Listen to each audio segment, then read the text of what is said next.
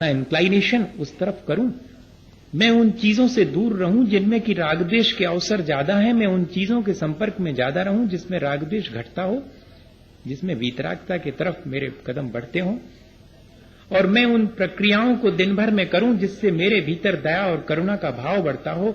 मैं दया और करुणा दोनों को बनाए रखूं, तब हो सकता है कि मैं अपने मोह को जीत सकूं और इस कर्म बंध की प्रक्रिया को कम कर सकूं। इसके लिए छोटा सा उदाहरण अपन देखें। हमारे भीतर दया और करुणा का किस तरह अभाव हो गया, एक व्यंग किया है किसी ने। हाँ, उससे जल्दी समझ में आ जाएगा मुझे लगता है। आज मैंने कोई बहुत बढ़िया सी एक कहानी सुनाई भी नहीं है, क्योंकि ये सब तो मुझे मालूम है कि इसके बाहर निकलेंगे तो आधा अधूरा रह जाएगा भीतर, थोड़ा बहुत 10% जितना अपन ने समझा है। यहां बैठ के तो लग रहा होगा कि समझ में आ रहा है, लेकिन इतनी जल्दी नहीं आता, हमको बहुत वर्षों लग गए, पर वो उदाहरण याद रह जाएगा कि मेरी अपनी आसक्ति क्या है, और उस आसक्ति के चलते मेरे अंदर की जो वीतरागता के प्रति रुचि और मेरे अंदर की जो करुणा का भाव है, जो कि मेरा अपना स्वभाव है, वो कैसे तिरोहित हो गया है, कैसे हट गया है। क्या हुआ, एक भिखारी नया आया गांव में, शहर में। अब वो नया था, उसको क्या मालूम कि कौन सी दुकान के सामने जाने पर मिलेगा और कौन सी दुकान पर जाने पर नहीं मिलेगा। बाकी जो वहां उस गांव और शहर के भिखारी थे उनको तो मालूम है कि इस दुकान पर जाएंगे, एक बार कहेंगे एक बार में मिल जाएगा, इस दुकान पर जाएंगे जरा 2 बार कहेंगे, हाथ पांव जोड़ेंगे तो मिल जाएगा, और इस दुकान पर जाना ही नहीं, क्योंकि कितना ही माथा पटक लो यहां नहीं मिलने वाला। वो जानते हैं, वो भिखारी भी जानता, मांगने वाला भी जानता, पर वो नया था बेचारा, और वो ऐसी दुकान पे पहुंच गया जहां से आज तक किसी भिखारी को कुछ नहीं मिला, और दूसरे भिखारी दूर खड़े मंद मंद मुस्का रहे हैं कि नया है, अभी कुछ मालूम नहीं इसको, बेकार परेशान हो रहा, उस दुकान पे गया, अब उसको क्या मालूम। लेकिन उस दुकान का जो मालिक था, सेठ था, सबको मालूम है कि वो अत्यंत आसक्त है अपनी धन संपदा में, खुद भी ठीक से नहीं खाता, दूसरे को देने का तो सवाल ही नहीं। अब ऐसे व्यक्ति के बारे में इंटरेस्ट बहुत था लोगों का, क्यूरियोसिटी थी कि देखें इस भिखारी गया है बहुत दिन के बाद, डांट टपटेगा वो तो। लेकिन उस दिन उसको डांटा नहीं भिखारी को। क्यों, क्या चाहिए, कुछ मिल जाए मालिक, लगता है नए आए हो। आज ही आया हूं भगवान, आज ही इस शहर में नया आया हूं। अच्छा, अब सेठ जी को भी जरा मजा, पता नहीं कौन से मूड में थे, तो जरा मजा लेने का हुआ। बोले सुनो, मेरी दोनों आंखें देख रहे हो, मैंने इसमें से कौन सी नकली लगवाई और कौन सी असली है।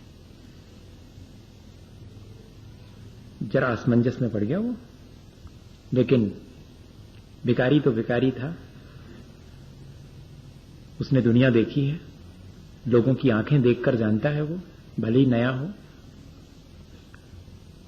और मुश्किल से 30 सेकंड लगे होंगे, और कहा कि सेठ जी, दाईं वाली ओरिजिनल है, बाईं डुप्लीकेट है।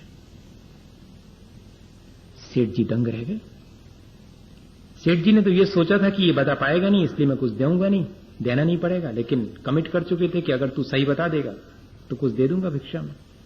तो बड़े जोर से हंस के कहा कि तू आज जीत गया, और आज मेरा मन हो रहा है कि तेरे को कुछ दे दूं। सारे भिखारी खड़े हैं, दूर देख रहे हैं, नया भिखारी, इसको कुछ मिल रहा है लगता है, लेकिन एक बात मैं तेरे से पूछना चाहता हूं, वो बात बता दे तो मान जाऊंगा। क्या सेठ जी, कि तेने पहचाना कैसे कि ये ओरिजिनल है और ये डुप्लीकेट है। तो बोले इसमें क्या है, जिसमें थोड़ी सी करुणा झलक रही मैं समझ गया वही डुप्लीकेट है, क्योंकि ओरिजिनल में तो संभव ही नहीं। ओरिजिनल वाले में तो संभव नहीं है कि थोड़ी बहुत करुणा हो, वहां तो सिर्फ मोह ही दिखाई पड़ रहा है, आसक्ति ही दिखाई पड़ रही है। वो जो डुप्लीकेट आंख है उसमें थोड़ी करुणा दिखाई। क्या ये उदाहरण इस बात की सूचना नहीं देता है कि मेरा मोह मेरी अपनी करुणा को नष्ट कर देता है, मेरी अपनी जो वास्तविकता है उससे मुझे विमुख कर देता है, मुझे राग द्वेष में डाल देता है, मुझे वीतरागता से विमुख करता है। शायद ये इसीलिए आचार्यों ने देखा कि वीतरागता में अरुचि होना, जहां धर्म की बात हो रही हो, जहां आत्मा के विकास की बात हो रही हो, वहां इंटरेस्ट नहीं है। जहां प्रपंच हो वहां इंटरेस्ट है। यही तो मेरा मोह है। और जहां प्राणी मात्र के प्रति करुणा होनी चाहिए, जहां क्षण भर को मेरी अंतरात्मा दया का भाव बाहर लाती, उसी समय मेरी आसक्ति कहती कि ठहरो, ऐसे कहां तक दया करते रहोगे, किस किस पे करोगे, बहुत दुनिया पड़ी हुई है। ऐसा मुझे सलाह देता है ये मेरा मोह। मुझे इस प्रक्रिया में इस सबसे ज्यादा खतरनाक भागीदार पर विचार करना चाहिए, ताकि मैं इस कर्मबंध की प्रक्रिया से बच सकूं। और दूसरे नंबर पर मेरे अपने वर्तमान का पुरुषार्थ, मुझे भला करना है या बुरा करना है, ये मेरे ऊपर निर्भर है, इसमें किसी का कुछ भी नहीं है। ये बात जरूर है कि भले और बुरे की प्रेरणा मेरे भीतर जो संचित कर्म है वे मुझे देते हैं, लेकिन कितने भी संचित कर्म बुरे क्यों ना हो, मेरी अंतरात्मा की आवाज को दबा नहीं पाते हैं। चोरी करने वाले चोर की भी एक बार अंतरात्मा की आवाज उसे चोरी करने से रोकती है, उसे भला करने की प्रेरणा देती है। इसलिए मेरे अपने वर्तमान का पुरुषार्थ भला करना है या बुरा करना है, इसकी चॉइस मेरी अपनी है। इस पर मेरा पूरा का पूरा अधिकार है। इसलिए इस बात पे विचार करना चाहिए कि मुझे अपने जीवन में शुभ और अशुभ में से किसे चुनना है, जबकि मेरे सामने दो ही ऑप्शन है। शुद्ध वो तो मेरा लक्ष्य है, लेकिन मेरे सामने ऑप्शन तो शुभ और अशुभ दो में से एक है।